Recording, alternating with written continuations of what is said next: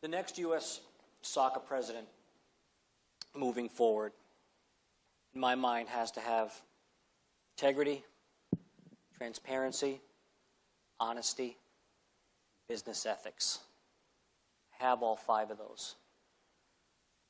American soccer is not broken. I said it earlier. It needs a reboot. It needs new software.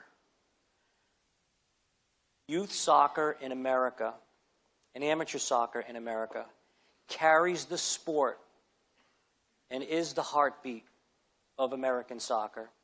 And it carried the sport when there were no other options at the professional level and even at the national level years ago. We talk about change for what reason? We talk about defining systems. But you know what? From my heart, I would rather be knighted or hung on the success of a 3-year-old that puts the ball under their foot for the first time, and the parents that go along with that child and the system that they're going to belong to make sure it's proper and to make sure it's not confusing for them and to make sure that they're on the right path to support the very culture and the very things that we're talking about today.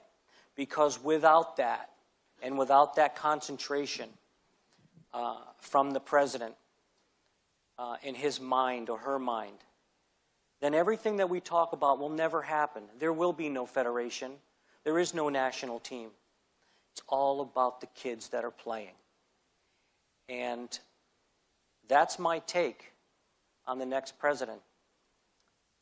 And at this point, we all have ourselves to blame about why we don't qualify for a World Cup or why these systems are broken.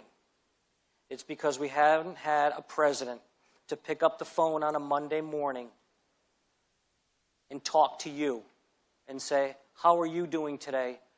What can the Federation do to help? There's no inclusion. There will be under my watch. And I am for equal pay for women.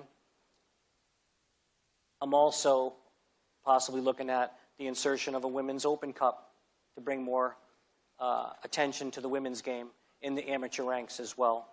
I believe if you're asked to play for our national team, whether you're a man or a woman, you get paid equally as well.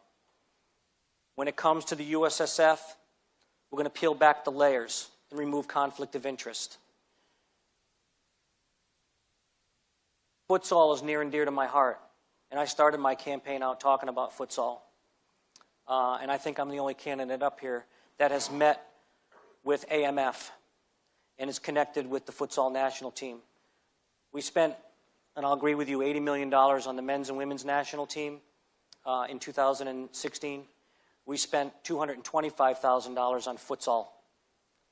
We have a national futsal team. 30 seconds. And we don't even sanction the sport in this country.